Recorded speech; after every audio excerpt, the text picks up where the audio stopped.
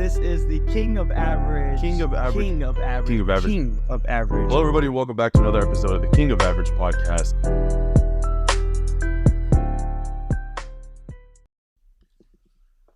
All right. Welcome back, guys, to another exciting episode of the King of Average podcast. The show in which we help you find your full potential through self-awareness. Yes, for sure. Hi, this is one of your hosts, Medic, and... Hi, this is your other host, BB. Hey, all right, cool. BB, you want to explain to everyone why you're dressed like a moon man? Moon man. Yeah, you look like a Martian. Nice. Okay. Well, I mean, Explain the dress. do you like the fit or not? I like it, dude. Okay. Cool. I like it. I'll be honest. I think it started with the dude. Timeline. I've had this for like at least 4 or 5 years. Okay. You've probably seen me wear it twice. I've never seen you wear it. This I probably had for like 2 years. Maybe I've only worn it once. Then these shoes I just got recently, little, squirrel face looking things. Yeah. And then right when I got these shoes, I was like, okay, they would work really well with the pants. And then I found this tucked away in the closet somewhere. I was just like, let's call it a fit. Right? Sick. Hell yeah, absolutely. Well, I appreciate you. I like the color coordination you got over here. Thanks, man. What colors am I rocking? Okay, listen, I don't even know what those colors are, to be honest, but that's just because they're not normal colors on the rainbow. All right, cool, man. Well, as you know, we don't follow the rainbow. So today's exciting subject is going to be talking about letting go and being free. I was beating your... Okay. Yeah. Carry on. Yeah, letting go and being free, absolutely. You thought of the topic idea for today. Okay. So go ahead and get us started, my guy. Sweet. So I thought about it recently, and there's many times in our lives, in my life specifically, where I've let certain situations hold me back. And times where I'm thinking to myself at night or just whenever I'm alone, like letting a lot of past experiences hold me down and hold me back. And it's one of those things where I've been a victim to it, and I probably still will continue to be a victim of it. But as long as you're somewhat mindful of it, then I feel like it is helpful, right? If you're at least aware of the situation, then you can know when to snap yourself out of it. At least try to snap yourself out of it, because many times if you're in a funk, you're in a funk. But as long as you understand that you're in a funk, it makes it a little bit better, because now you actually acknowledge like, yo, like I'm going through it. Let's see how to go through with it. So like letting go just to be free. That's what I thought about. Let go, be yourself. Life continues. We always talked about the times where like we're always thinking about like the worst times of our life that we're currently going through at that like maybe 10 years ago, right? You're like, this couldn't get any worse than this. And then we look back at it 10 years and you're like, dude, hell's a joke. So why can't we, if it's already going to happen, why not have that same sort of like mentality towards it? Like, it's not necessarily a joke, but it will pass. Things will pass. Good times pass, bad times pass, time passes. Did something recently happen to you where you were just like, I really need to stop thinking about this and like diving deep into a non-existent rabbit hole and just let this thing go? No, nothing that happened towards me. It was one of those things where like I started noticing in people. It's really easy to tell when someone's going through it. You could tell by like just their body language, the way that they respond, especially being at the farmers markets and stuff. I'm always dealing with people like, hey, how's your day going? They're like, puts up the fakest like smile up. They're like, I'm good. How are you? I'm like, you're dying inside. Something's going on. And it sucks. But well, my response to that is, instead of be like, oh yeah, for sure, on to the next, I'm like, today's going to be a great day and it will pass. Whatever you're going through will pass. It's the best thing. Just simple, dude. Simple, straight to the point. And I feel like even though you don't really necessarily know a person's situation, as long as you give them some sort of, words of encouragement, it's gonna go a long way. Yeah, I think the power of like simple reminders, it really can go a long way. Simple reminders, we've heard it 1,000 times, and it really gets annoying sometimes when someone's just like, it'll all be okay. It's like, I want it to be okay right now. right. I wanted to be okay 10 minutes ago, Yeah. But yeah, the simple reminders, they do go a long way. Sometimes it's really, really interesting how like, you might be going through something and then like your family can tell and they're the ones to tell you like, listen, dude, it will pass. Don't worry. Like it'll all be okay. And you're just like, I don't want to hear it from you, But when a stranger tells that to you, all of a sudden it just sounds different. It affects you differently. I always find that really, really interesting. Because you expect your family member to be like, yo, it's okay. Right. It's all good. You'd expect like a random stranger to be like, well, I really don't care about you. Right. I know that you might be. I always find that so interesting. So how does someone apply the idea of letting go whenever it comes down to something like regret, right? It's not necessarily because like an idea that you might be like, describing would be the idea of something happened to you, right? Something happened to you and you're just like, it's just bothering you over and over again. You can't sleep. You're thinking about it too much. You're going down these rabbit holes. But what about something that you've done and you have this huge regret for? It falls under the whole thing of like controllables and uncontrollables, bro. Right? So we've talked about it a trillion times, but like at the end of the day, what makes me happy or makes me somewhat content about a situation is if something in that situation was uncontrollable, then I understand that I could not control it. Yeah. You get what I'm trying to say? It's like the weather or this random thing happened out of the blue that I couldn't change that. Yeah, but what about something you've done? Well, you could learn from it. Okay. I still regret it from time to time, but the more I think about it, the more I'm like, and then I'm like, okay, well, now I know what to do next time. Let's do it better next time. I like that. That. Let's avoid it. And I want to add on. There's a lot of times where I feel like, something will happen and it's like completely something that I did, I'll have a moment of like, yo, dude, am I stupid? Like, what just happened? You are, because you put yourself in a lot of weird position. Like, you know me, man. I like to tell a good story at the end of any situation. You know what I mean? So if I end up in an awkward spot, I'm just like, I know I brought myself here. You know what's funny is I feel like the autonomy of like me knowing that I put myself in that situation, it actually helps me on the back end with like letting go. You know what I mean? Because it's just like, I'm the one who brought me here. I was aware of the risks, the potential results, so I don't care what happens. Yeah. But nonetheless, sometimes you do have like this impulsive reaction where you don't really think it through. And you're not doing it for the vibes. You're not doing it to tell a great story after. And you kind of just sulk into this regret. Like, why? Like, what even came upon me to do that or to say that or whatever the case is? And, I don't know to what degree like this is appropriate, but some part of me immediately goes into the whole conversation of like, everything happens for a reason. But specifically, I go deeper. And it's like, I was meant to do something that even though I do regret it, had I done something different, I would have ended up in a result that God did not want me to be in a situation that God knew was not something that I needed in my life right now.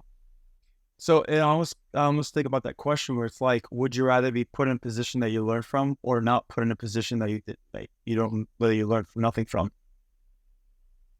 Would you rather be put in a position that you learn from, or you didn't learn from? That's the question. No, one is like you're put in a position, you learn from it. Okay. Second is that you're in no position whatsoever. You learn nothing from it. Oh, I see. I mean, well, that's interesting. That is interesting because, sometimes those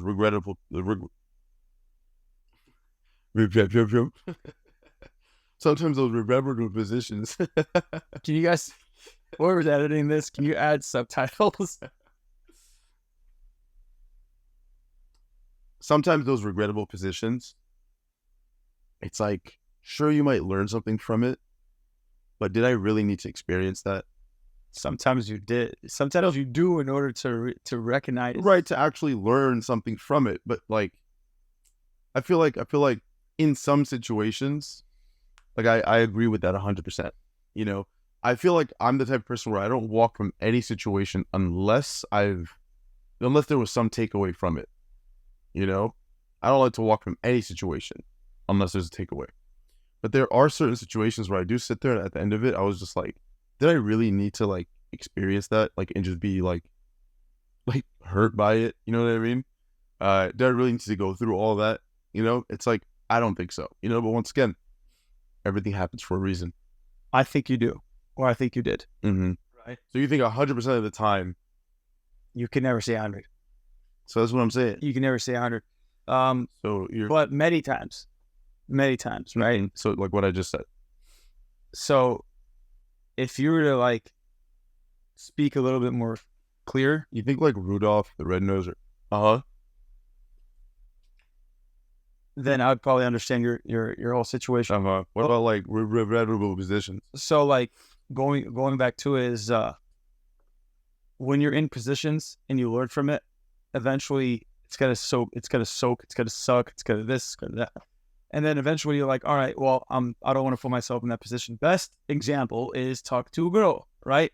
You talk to a girl and you kind of get that gut feeling that's not going to work out, but then you continue to keep on talking to that person. And then eventually, a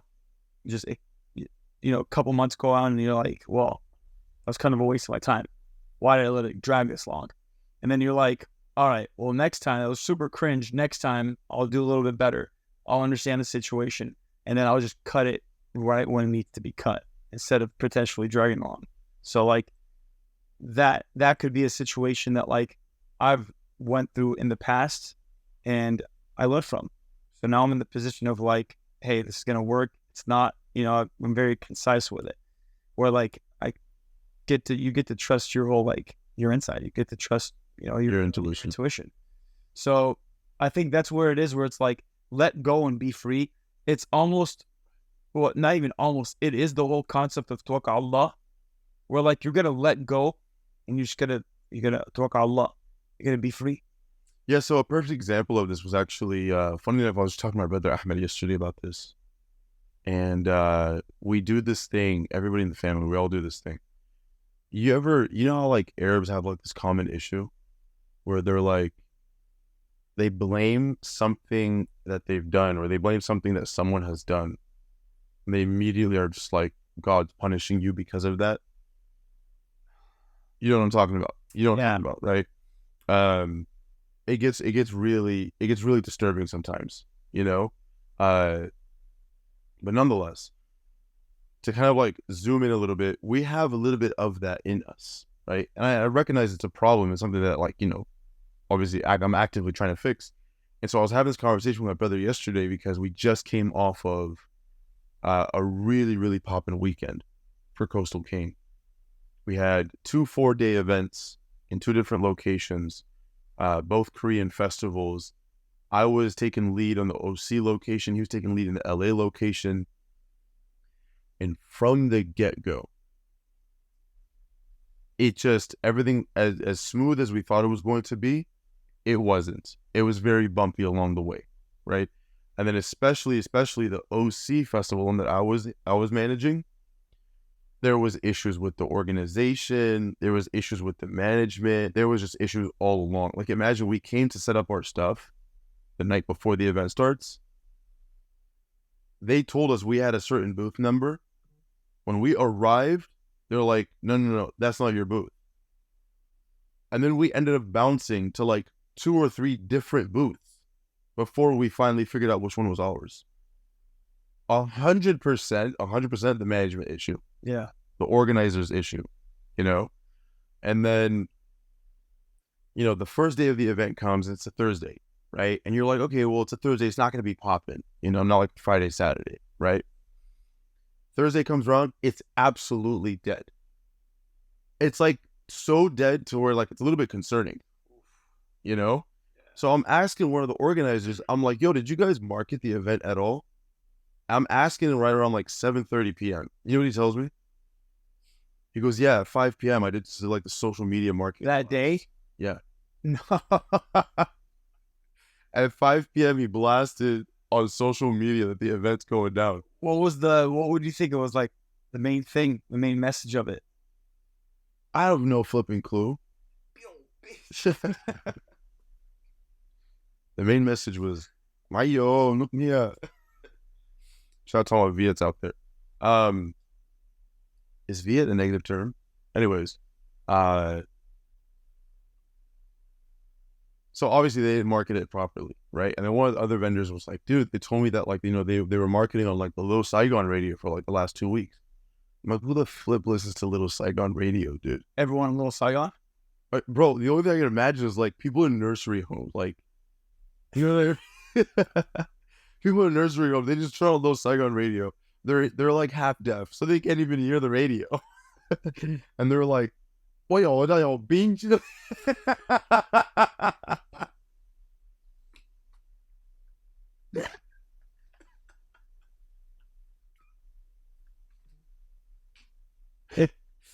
But nonetheless, the OC event started. Yeah. So the OC event started out really shaky, right? And as the event is coming to a close, it's like, you know, Friday, we didn't hit our goal numbers. Saturday, we didn't hit our goal. I actually did hit my goal number on Saturday, but it's nowhere near last year's numbers. You know what I'm saying? Must have already been there. Yeah, we were there last year. And so it's obviously, it's very concerning as this event's going on. And yesterday it finally kind of like just came over me. And I wasn't really like stressing throughout the whole thing, but I was kind of just upset. And then finally yesterday, I get to the event, and then we're going throughout the day, and I just had like this thought come over me where it was just like, dude, the result is not on you. And I'm not gonna go point and blame anybody or like point the finger at somebody else and be like, you guys didn't market it. No, forget all that. Forget all that. You know, the results of this event for us, it's not on me. You know, I'm here. I showed up. I'm gonna put in the effort that I need to put in. Right? But for me to put in effort and then give myself a reason to be upset at the end of it, I'm doing too much. I'm doing too much for my own mental. Yeah. You know, it's not healthy. So I literally sat there and it was literally just like, I was just vibing out, you know? And the day's going on, and, you know, yesterday was actually a lot better than expected, right? We were having a good flow, this and that. People were actually coming. We had a little rush early in the day and then finally later in the day. And then finally, you know, it got to like the last like hour and a half, and the place is already starting to clear out, you know? We look at the numbers and I was like, sick. So then I created a goal right there on the spot, right? I was like, we need to sell 30 more drinks. We'll hit this next number, right? So then I grabbed one of the canes. I went outside the booth. I started yelling out in Vietnamese, Mayo, look me up, right? Explain, bro. Mayo means like, come here. And then nukmia is sugarcane juice. Wow. Yeah, dude. Come on. That means thank you. Come on. Yeah. Shout out to Vietnam, bro. Seriously, I freaking... We gotta go already. They're like one of my favorite Asians, if not my favorite Asian. Yeah, bro. No, hold up. You're gonna think that's freaking like racist and crap? Out of all the... Oh no, now I'm curious. Out of Koreans, Japanese, Malays, etc., Vietnamese people are my favorites. But now I'm curious. Because, bro, I was around Garden Grove. Yeah, right there. You're gonna throw a rock and hit one. And like freaking hit a pho shop. Yeah. So like, dude, I grew up on that. But like, just people I've known, like homies in high school or, you know, homies at the gym that are just, you know, does and, you know, a whole bunch of like trans and wins, you know, boys. I had a homie, his name was Fat Boy. I swear. His first name was Fat. His last name was Boy. And he was skinny. You know what came upon me yesterday when I was at the event? What came on you? I was like, is there like Vietnamese rap? So I searched up on Spotify. And you know what came up? Vietnamese trap. I started bumping it, bro. How not gonna lie. Low key hilarious. One Vietnamese lady, she comes, she orders a drink. And then I was just like, dude, did you know there's like Vietnamese trap? And then she literally goes, she was younger. She goes, yeah, we don't even understand what they're saying. I was like, oh my God. It's like rap in all cultures. So wait, me too. But yeah, anyways, so, you know, the last hour and a half, I wanted to hit that goal number, but I didn't put that stress on myself that like, I'm going to be defeated if I don't hit this number. What is it? Me hoi. All right, dude, that's SpongeBob. That's just SpongeBob. Now you're just being racist. But yeah, I didn't put that stress on me that like I had to hit that number. You made it fun. I made it fun. Let me go out there and flip it. You know, if you saw the snaps I posted on my story yesterday, I was flipping losing. We were goofing, bro. We were having a blast. And you know, long story short, I didn't hit that number. Bah. And I was so okay with it. I was so okay with it. And then especially because like the goal for the event overall, we crossed that. We finished. You know what I mean? Yeah.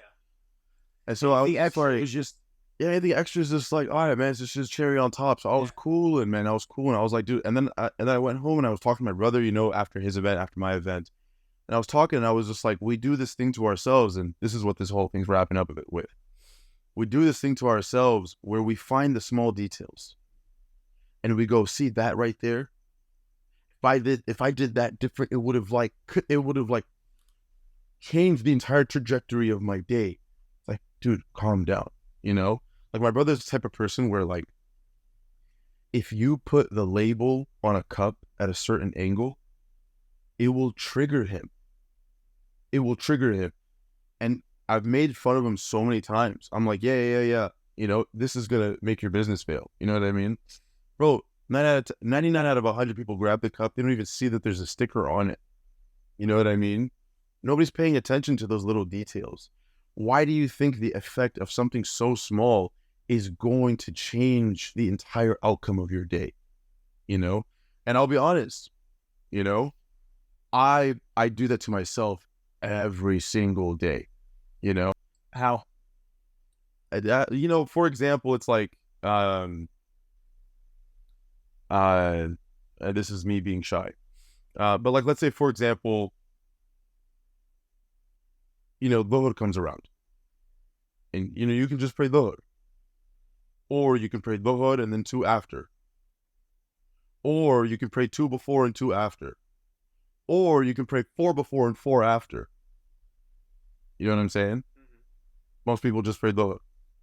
They just handle the prayer and they move on with their day, right? Whenever I and I go through phases where I handle the extra prayers really, really well. And then I go through phases where I kind of just pray the bare minimum. You know what I mean? But on the days where I'm not praying the extra prayers, I feel like my entire day goes to crap, you know? And to some degree, I might be right. Shame. Right? But yeah, I always put this pressure on myself that it's like, because I did this in the morning, the rest of my day is blah, blah, blah. And it's just like, dude, those little details, they're not going to kill you. Yeah. You know what I mean? Let go of the little stuff, especially, you know, just take the weight off of your back, you know, put in the effort, show up, do what you need to do, put your best foot forward, but the result is not in your hands. Yeah. You know? Anyways, the Vietnamese people next to us at the event, we saw them at an event before, right? That was in Westminster. And one of the ladies, she was the one who taught me Mayo, right? And so she pulled up and she was like, hey, my friend, Mayo. And dude, the entire 4 days, it was just back and forth between our booth and their booth. So where You guys have a Mayo competition? Or? straight up, if that's what we're going to call it, and I'm so down, dude. But like what they would do is just for the vibes. They would just like when it gets a little quiet, they would just be like Mario, and then I would immediately Mario, look me out, look me out, and they would all just start laughing. I was like, all right, I'm doing entertainment. No worries, I got you, dude. I got you. Even yesterday before the event ended, I look up at their menu and I was just like, okay, and I was like, because like I'm screaming out Mayo, look me out, which is Mayo sugarcane. So I look up at their menu and I was just like, Mayo, tone down, and I butcher it, and they just start laughing. She was like, Mayo barbecue stick. I'm like, all right, Mayo racist barbecue sticks. What you serving?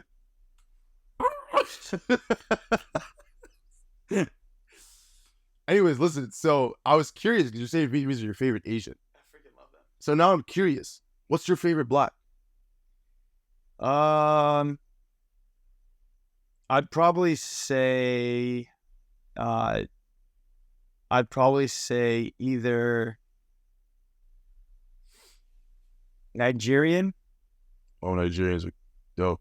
I'd probably say Nigerian, or I'd probably say from like Senegal or Eritrea. The Eritreans are really nice. I was thinking about that. Yeah. The Somalis are also very flippin' nice. Dude, Somal. Oh, you know what? And Sudanese. I haven't met enough Sudanese. Oh, I just got one for you. Just one. He will just make you fall in love with Sudan, bro. Really? I swear to God. Hilarious, bro.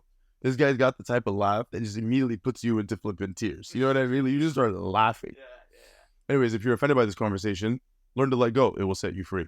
Learn to like and comment and subscribe. Okay, well, I was speaking of regrettable things. yes. Like this conversation. Absolutely zero regrets. You're really good at this. We're both really good at this. When you end up in a regrettable situation, what joy do you get? And how does it help you positively? And how are you so good at playing it off? So, like, say if I'm having like an awkward conversation with someone, Yeah. which I kind of have, like, I'm aware many times that I'm having an awkward conversation when I'm in it. Mm-hmm. So it's not Like like earlier today. So it's not like I left the conversation and I'm like, damn, that's kind of awkward. Right. Then it's like, while I'm in the conversation, I'm like, yo, I can't believe I'm having this conversation right now. Mm-hmm. I try to play it off as much as I possibly can to throw some jokes and just make it like I acknowledge that it's an awkward conversation. Yeah. And that automatically brings down that person's guard. It makes that situation less awkward. Mm-hmm. If you acknowledge, like, yo, like, I get you. Like, I think it's an awkward conversation too.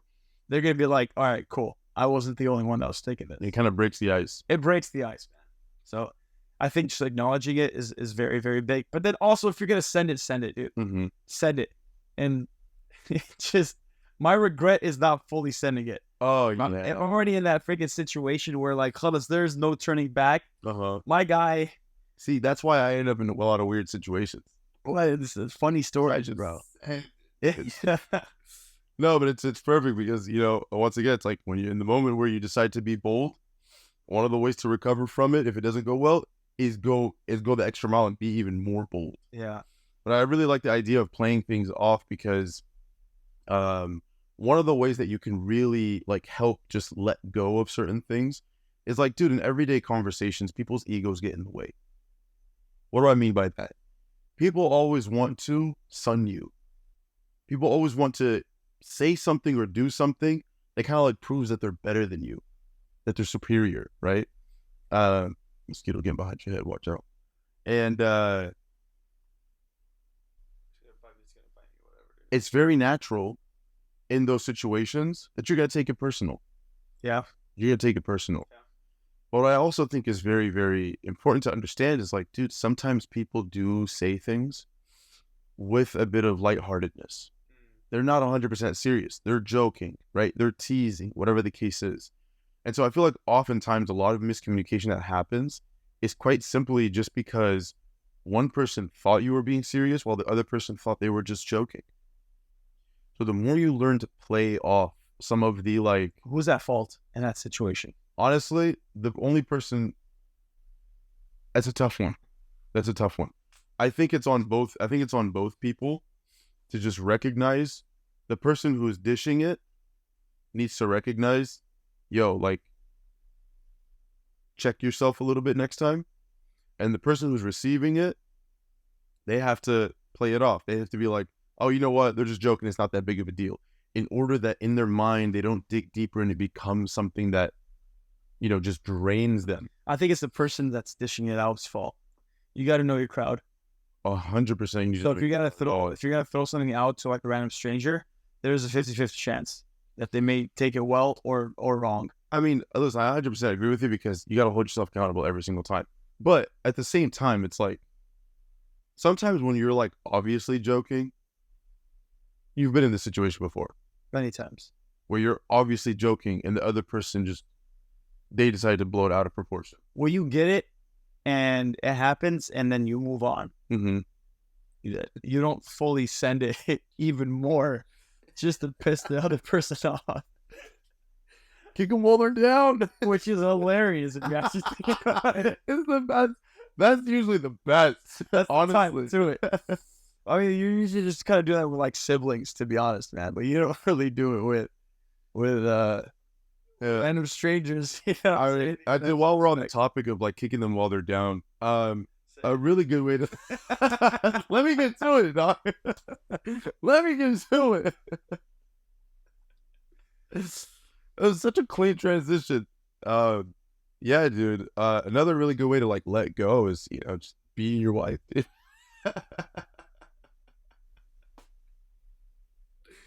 Yeah, I don't know. My crowd is just 3 cameras. For all I know, they all think this is funny. Hopefully. Are you joking? Are you even married? You're not married. No. Full transparency, Malik was the one who said it out loud, so I put it in the notes. But anyways, I did not say it. Yeah, you did. Yeah, you did. Yeah, you did. You said it as a joke, but I took it serious.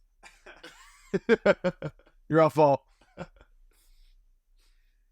But the last thing we want to talk about, Yes. right? And I think that you're going to transition into it. Well, I was going to keep talking about beating your wife, but yes, you wanted to talk about. No. We both suck. King of Ravage versus Mosquitoes. 4-1. Alpha Mosquito.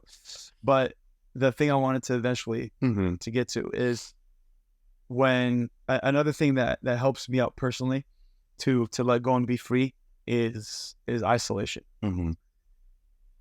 My go-to is typically like Pacific Coast Highway, just right next to the beach. A low time at the house, being out in like a mountain or like specifically like a view top, right? Not just in the middle of a mountain, just. But as long as I'm out, and by isolation, you don't necessarily have to be completely by yourself, but it could be with one person or a group of people that you're very close with. You're isolated with them and moving away from social media, taking a little break off just all that propaganda that's being fed to us, all that waste of time, all that crap that we call freaking TikTok, Instagram, and Facebook, and so on and so forth. Swear to God, it's an addiction. It's horrible. And it's one of those things that we all recognize it. There's not one person that's going to hear this, right, out of the 4 people that are actually going to watch this, and they're going to be like, no, social media is healthy. Yeah, no, it's healthy. Dude, shut up. There's no other way to put it. Actually, just shut up. Because, like, you're going to get addicted. The algorithm's going to pick up, like, videos that you like and that you want to see, and then eventually it's going to start spilling out more and more and more. And the second have you ever noticed this, bro? The second that you put down your phone and you walk away, I don't know why and I don't know how. You walk away. The second you walk away, you get a notification. It makes no sense. So when you're on your phone just scrolling for like however long that you were actually scrolling for, nothing, no notifications, nothing. The second I put down my phone to go do wudu or to move away from my phone, I get a notification. That's the devil doing his magic for sure. Bro. And I'm still like, I'm like walking and I'm like, Dude, I'm not gonna lie. It sucks, man. It's been like, I want to say like 2 to 3 months now. My phone is never not on silent. Does that make sense? No, that makes sense. It's never not on silence, or it's never loud, or So it's always on silent. yeah. Sorry, That's good. brain. So My phone is always on silent now. yeah, And the thing is I figured, you know what? My phone's with me all the time, right? So it's like, I'm going to know when I'm getting a call. I'm going to know when I'm getting a notification. You know what I mean? Like, I'm still going to find out, right? Whether it's through the vibration or it's the fact that my phone's sitting on the desk while I'm working, whatever the case is, right? But I cannot tell you the difference it has made, because every time a notification comes on, email, Instagram, phone call, text message, whatever notification, there is like a hint of anxiety that sparks in my heart every single time I hear that sound. It doesn't matter what sound it is. If it's coming from my phone, it just like, there's a hint of anxiety that comes with it. yeah. And I honestly became just so sick and tired of it. And it really helps, because when I don't hear a loud notification, there's no longer this urgency to go check what it is. Now I'm going to check my phone on my own time, which is all the time. But nonetheless, it's not like, I walk away and I go do something and I hear my phone and I'm like, I got to rush back to.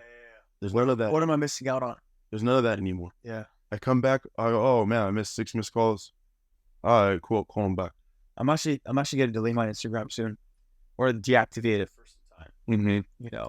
Whether it be like a week or 2 or a month or however long it is, as long as I detox, and I at least do it at least once a year, because there's a certain time like how I'm hitting right now where I'm just too reliant on it, and I understand it, and even when you're going through it and you understand that you're reliant on your phone, you're like, it's not really too much of a big deal.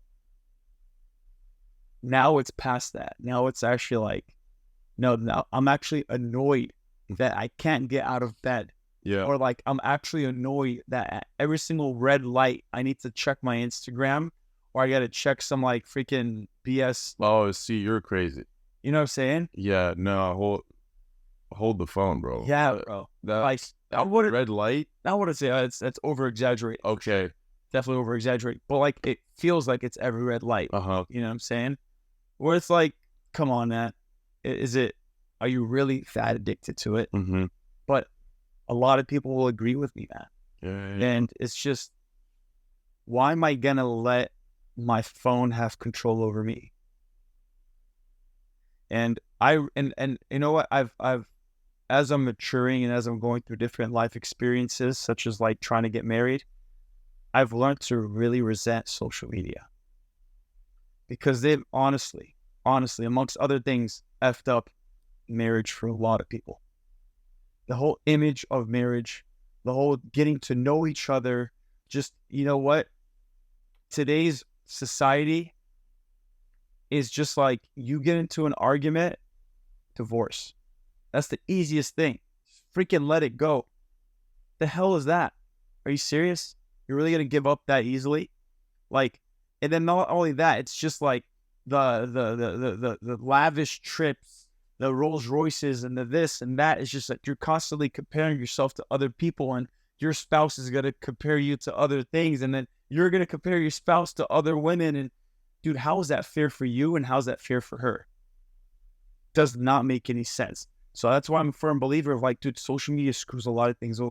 And I feel like a lot of happy couples, in my opinion, and I can't tell you any statistics, it's just my own opinion that I just have no research on.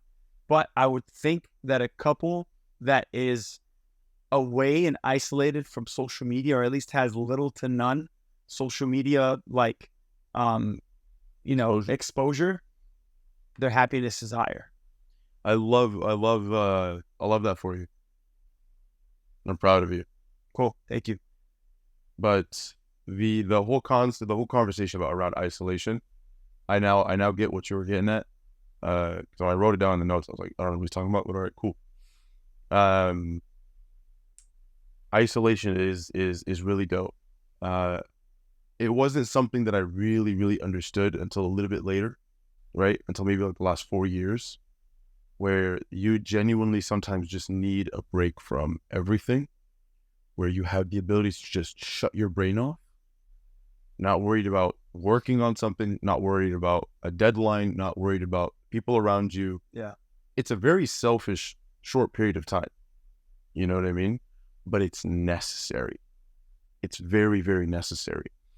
And what's it called? But my question then rises, how long is too long for isolation?